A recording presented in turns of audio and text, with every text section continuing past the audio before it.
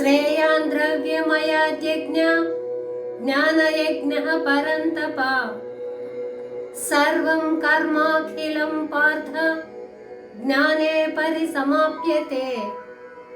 శ్రీకృష్ణుడు అర్జునుడితో ఈ విధంగా చెప్పెను: ఓ అర్జున, సంపదలతో చేసే యజ్ఞము కంటే జ్ఞాన యజ్ఞము గొప్పదైనది. ఎందుకంటే అన్ని కర్మలు జ్ఞానంలోనే అంతర్భాగమైపోతున్నవి.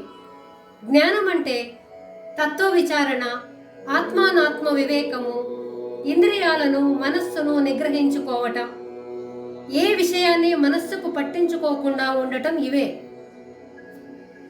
ద్రవ్య యజ్ఞం అంటే ధనం, ధాన్యం వంటి వస్తువులతో చేసే మంచి పనులు ఇటువంటివి.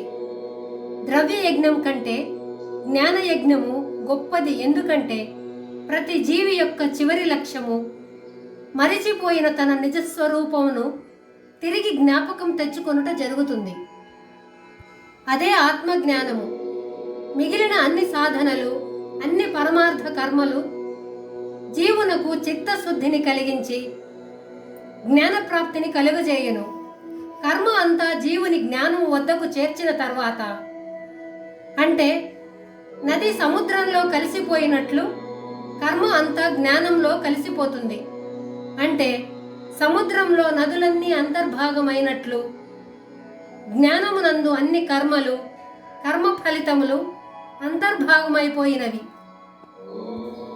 అంటే చేసిన కర్మలు నశించిపోవని భావము. చేసిన మంచి కర్మలు ఎప్పటికీ నాశనం కావు. అంటే జ్ఞానమందు కలిసిపోయి ఉన్నాయి. కాబట్టి మంచి పనులు చేసే జీవునకు మోక్షప్రాప్తి తప్పకుండా లభిస్తుంది.